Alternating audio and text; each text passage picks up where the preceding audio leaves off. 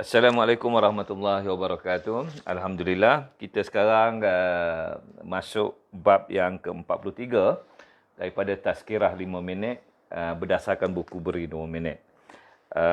Tajuk bab 43 ni redha. Okey. Kita biasa dengar orang sebut redha. Dan ia jadi sinonim apabila kita ditimpa musibah. Baik tuan-tuan dan puan-puan, sebelum kita mulakan untuk bincang dalam 3-4 minit tentang redha dalam buku ini, saya nak ucapkan tahniahlah kepada mereka yang telah, anak-anak mereka yang telah berjaya diterima masuk ke institusi pengajian tinggi, masuk universiti lah ya. UPU dah keluarkan senarai. Alhamdulillah. Tapi ramai juga yang tak berjaya lah. Semalam ramai yang hubungi saya ya, bertanya tentang Universiti Kuala Lumpur. Baik, saya terangkan sedikit ya. Universiti Kuala Lumpur adalah universiti swasta. Maknanya kena bayar yuran. Yuran bagi saya ialah biasalah, standard lah. RM30,000, RM40,000 untuk tempoh pengajian. Mengikut bidang. Kalau medical mahal. Tetapi ramai orang tidak tahu bahawa Universiti Kuala Lumpur adalah milik MARA 100%. Jadi semalam ada seorang ibu telefon saya, kami ni bukannya orang kaya. Okey, saya kata ramai orang tak kaya, tetapi ramai yang belajar di Universiti Kuala Lumpur. Kerana apa? Sebab dia milik MARA 100%. MARA ni dia bagi bagi keistimewaan sikitlah. Bagi mereka yang berpendapatan bawah 8,000 ke bawah, minta pinjaman, dapat pinjaman.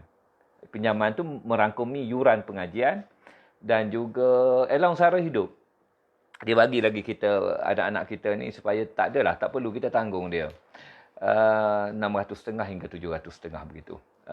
Dan saya kata suruh anak tu belajar pandai-pandai. Nanti lepas saja tamat pengajian, dapat 3 poin ke atas, 3.5 ke atas, mohon supaya pinjaman tadi macam tak payah bayar lah kan. Macam diberi hadiah, tak payah bayar. Ramai yang berjaya macam gitu. Maknanya bayar sikit je, 10%, 15%, mengikut kelulusan dia tu. Dan anak saya sendiri pun, Azrai itu pun belajar di Universiti Kuala Lumpur, dan dia tak beritahu saya pun yang dia dapat dia dapat result dia bagus dan dia tak perlu bayar lah. Pada bila dia dah bekerja, dia hanya bayar 10 ataupun 15% saja. InsyaAllah. Dan Universiti Kuala Lumpur ni, universiti komprehensif. Dia ada di seluruh negara, kecuali Sabah, Sarawak, Kelantan, Terengganu, Pahang. Semua bidang ada. Medical di Perak, business school di Jalan Geni, Kuala Lumpur, di Johor Bahru, Pasir Gudang ada, di Melaka ada, di Gombak ada, di Bangi ada, mengikut bidang. Ada aviation management dekat Sepang tu. Memang baguslah. Dan tuan-tuan dan puan-puan, cubalah hubungi saya 0193154444 4x4 ya. Dan saya akan channelkan kepada pegawai yang pegawai yang lebih arif daripada saya lah, untuk bercerita pada tuan-tuan dan puan-puan. InsyaAllah dia akan layan sebaiknya. Okey, tuan-tuan dan puan-puan, kita juga hari ini masih lagi bersama dengan karya Masjid Al-Iman, Kemensa Heights. Dan selamat datang, dah beberapa hari ya bersama kita secara ofisialnya. Dan sebelum kita mula tadi, saya pun nak sambung sikitlah perbualan semalam tentang rumah sakit ya, rumah sakit. Jadi semalam saya dah bercerita tentang Facebook mengeluarkan memori saya pada tahun 2016, dikejarkan ke hospital kerana masalah jantung ya. Satu saluran jantung saya tersumbat 100%, satu saluran tersumbat 90%. Dah tersumbat 100% tu masih hidup lagi. Maksudnya apa ya? Kita dah terangkan, mati itu bukanlah kerana sakit jantung. Mati itu bukanlah kerana kanser. Mati itu kerana bila sampai masanya, dia tak lambat dan tak cepat sesaat. Tetapi yang menjadi teras buku ini, yang saya seronok nak bercerita, ialah tentang bagaimana bila kita masuk ke hospital, rumah sakit ni, orang kampung dulu panggil rumah sakit. Masuk ke hospital, katalah kita kena tahan ke ward. Bila kita boleh keluar? Ada 3 keadaan ya. Yang pertama, kita dah sihat. Macam COVID-19 ni, kalau dah okey, boleh keluar lah. Kalau tidak, kena tahan lagi. Itu yang pertama. Kalau kita dah sihat. Yang kedua, kita tak sihat, tetapi kena keluar. Kenapa? Sebab macam contohlah saya ada diabetes, saya ada darah tinggi. Benda tu macam berlanjutan macam tu. Tapi dah stable. Jadi doktor kata keluarlah. Okey, keluar dia bagi ubat. Kena makan lah ubat tu. Yang ketiga, bila lagi kita kena keluar? Bila ini paling mustahil lah. Mati ya. Bila mati kena keluar. Dipindahkan daripada hospital masuk alam kubur lah. Itu keadaan 3. Jadi bila keadaan tersebut, saya melihat rumah sakit dalam keadaan tersebut dan Allahu Akbar, saya pun mengatakan pada diri saya masa nak tulis buku ini, saya kata dunia ini ibarat rumah sakit. Dunia ni adalah rumah sakit yang paling besar sekali. Bila kita mula sakit, semalam saya dah sebut, bila kita akil balik. Sakit itu kenapa? Berdosa lah.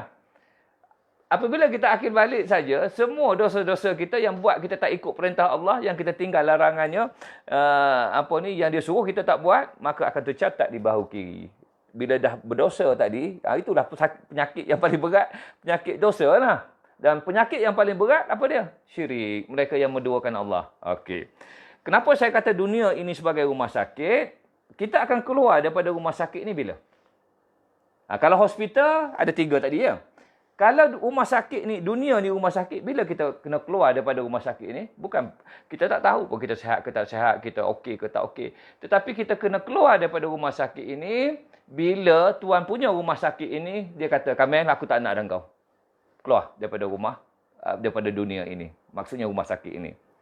Tetapi, kita hanya tahu, sama ada kita sihat ke tak sihat, bila kita dibangkitkan besok di padang mahsyar. Kalau Allah kata, tuan punya rumah sakit ni kata, Kamil, terus masuk syurga tanpa dihisap. Maknanya masa kita dikeluarkan daripada rumah sakit dunia tadi, kita sihat sejahtera lah tu. Dah dia kata terus, Kamil masuk syurga tanpa dihisap. Tetapi kalau Allah kata, tuan punya rumah sakit ni kata, Kamil, kau masuk dulu dalam neraka, duduk dulu situ sekejap, baru transfer ke syurga. Itu tak berapa sihat lah tu. Tak berapa sihat. Tetapi kalau Allah kata, tuan punya rumah sakit ni kata, engkau kekal selama-lamanya dalam neraka. Masya Allah. Itulah dia penyakit yang paling besar. Apa dia? Syirik. Menduakan Allah dan dia tidak minta ampun sebelum dia mati. Jadi tuan-tuan dan puan-puan, inilah yang menjadi teras rumah sakit saya. Dan bila orang tengok buku rumah sakit, kalau dia tengok itu dia letak terus. Pasal apa? Dia duduk ingat rumah sakit orang sakit. Tak. Cerita dia panjang. Tetapi saya kaitkan dengan kehidupan kita sehari-harian. Iaitu macam mana? Allah, keluarga saya semua ada darah tinggi. Keluarga saya semua ada kencing manis. Boleh kata semualah ada. Dan semua yang makan ubat yang sama. Masya Allah, subhanallah. Tetapi, kita nak supaya yang sakit atas dunia ni habis. Tetapi, kita sihat sejahtera bila kita dibangkitkan di padang mahsyar besok. Ini nak kena ada dia punya apa yang perlu kita buat. Inilah yang kita duduk berjumpa tiap-tiap hari ni. Sikit-sikit. Okey. 6.20, 6.30 kat jam saya ni. Tapi jam tuan-tuan dalam 6.25, 26. Kita teruskan. Beri 2 minit. Daripada tazkirah 5 minit ini. Baik, tajuk hari ini apa ya? Tuan-tuan pernah dengar tak perkataan redha? Orang selalu sebut pada kita, Prof, redha lah. Okey, kita beritahu pada kawan kita, alah, kau redha lah, redha. Tuan-tuan, ini cerita biasa yang kita dengar. Dia pejabat lah. Dia pejabat, proses kenaikan pangkat biasa. Ini standard lah. Tiap-tiap tahun ada orang naik pangkat. Ada orang naik pangkat, kita pun terus lah. Popek. Oh, ya Allah, marah sungguh. Dia kata, ya ini kaki bodek, kaki gini. Pasal apa? Dia pun minta juga, dia tak dapat. Marah, Ramai orang macam tu. Dia rasa dia lebih baik, dia rasa dia lebih bagus kerja. Tapi selepas seminggu, 2 minggu, dia dah tenang, dia pun kata, tak apalah, aku redha. Ya Allah. Selepas 2 minggu, setelah habis semua hamburan, kata-kata kesat, kata-kata buruk pada sahabat dia yang naik pangkat tadi, barulah dia kata dia redha. Itu susah sikit tu, macam tu. Redha sebenarnya, apa yang Allah kata ya? InsyaAllah kita tengok sekejap daripada hadis Qudsi. Bukan, daripada ayat, sekejap ya, saya tengok. Daripada ayat Al-Bayyinah. Okey, ayat 8. Surah 98. Terjemahan dia kata apa? Balasan mereka di sisi Tuhannya ialah syurga ada, tempat tinggal yang tetap, yang mengalir di bawahnya beberapa sungai, kekallah mereka di dalamnya selama-lamanya. Allah redha akan mereka dan mereka pun redha serta bersyukur akan nikmat pemberiannya.